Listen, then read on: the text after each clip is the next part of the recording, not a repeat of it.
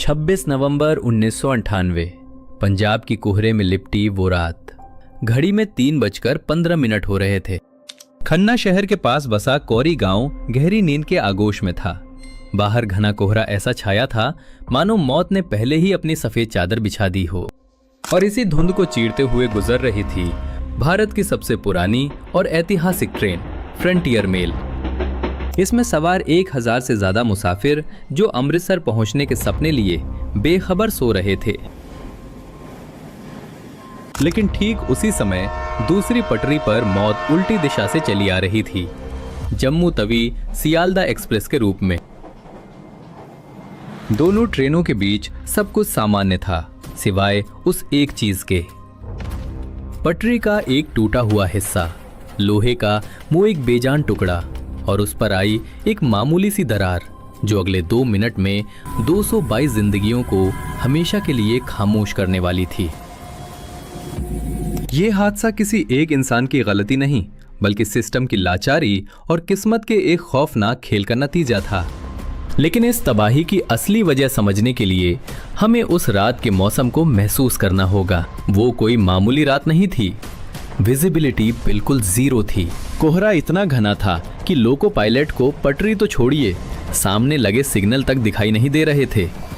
और ये सब हो रहा था लुधियाना और खन्ना के बीच फैले उस सुनसान और वीरान इलाके में। उस घने कोहरे के बीच दोनों ट्रेनें एक दूसरे को क्रॉस करने वाली थीं।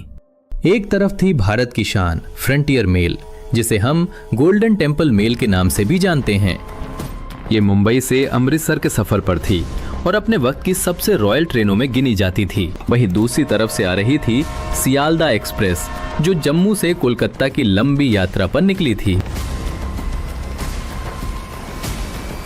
इन ट्रेनों में सिर्फ भीड़ नहीं थी, इसमें वो श्रद्धालु थे जो वैष्णो देवी के दर्शन करके घर लौट रहे थे। वो थके हुए मजदूर थे जो घर जाने की जल्दी में थे, और वो आम परिवार थे जो अपनी छोटी छोटी खुशियों में मगन थे।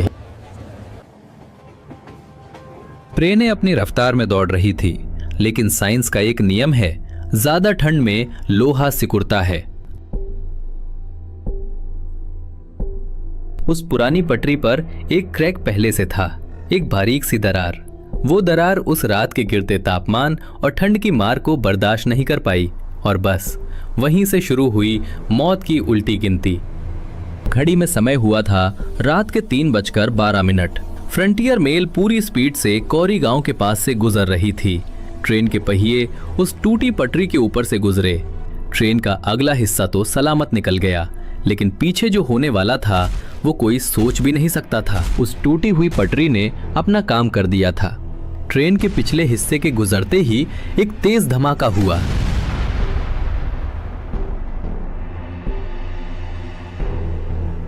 फ्रंटियर मेल की 3 बोगियां पटरी छोड़ चुकी थीं।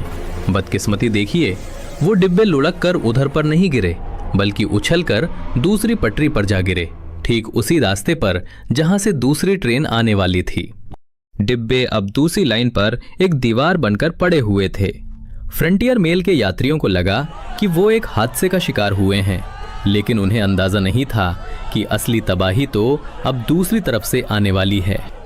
सीर शिफ्ट होता है दूसरी तरफ। सियालदा एक्सप्रेस पूरी रफ्तार में आ रही थी, लगभग 200 किलोमीटर प्रति घंटा की स्पीड में। लोको पायलट की आंखों के आगे सिर्फ कोहरा था, न कोई लाल बत्ती दिखी, न खतरे का कोई इशारा। फ्रंटियर मेल के गार्ड और ड्राइवर पूरी तरह बेबस थे। वक्त रेत की तरह फिसल गया।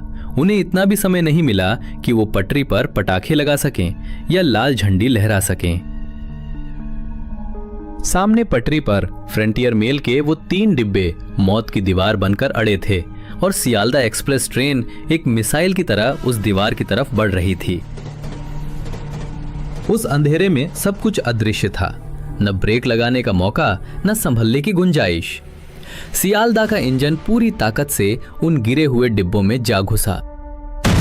वो टक्कर, वो धमाका इतना भयानक था कि उस पल फिजिक्स और साइंस के सारे नियम फेल हो गए। टक्कर का असर इतना खौफनाक था कि सियालदा का भारी भरकम इंजन हवा में उछल गया। वो लोहे का दानव फ्रंटियर मेल के डिब्बों को कुचलता हुआ, उन्हें चीरता हुआ निकल गया।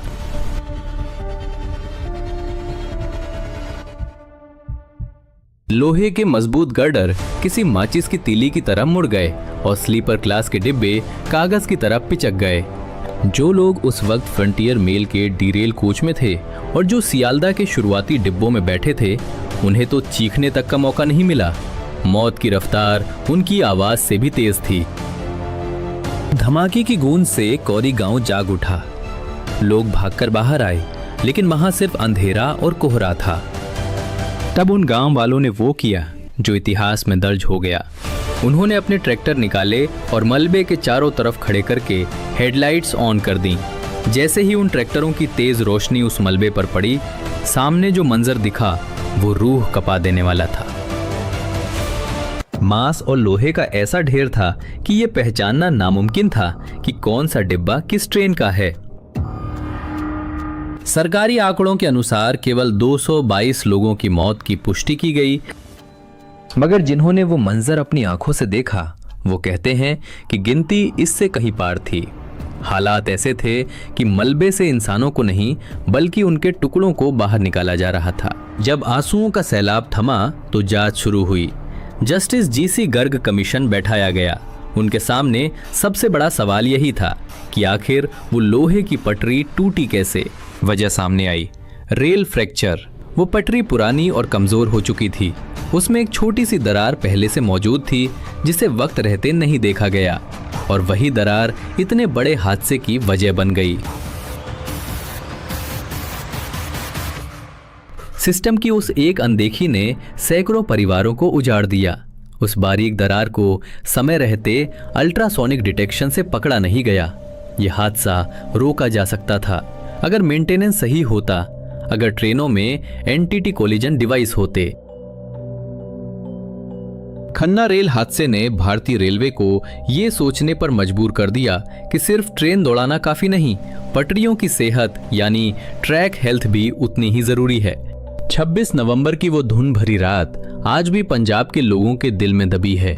वो ट्रैक्टरों की रोशनी, वो एम्बुलेंस के सायरन और वो 222 खामोश कहानियां।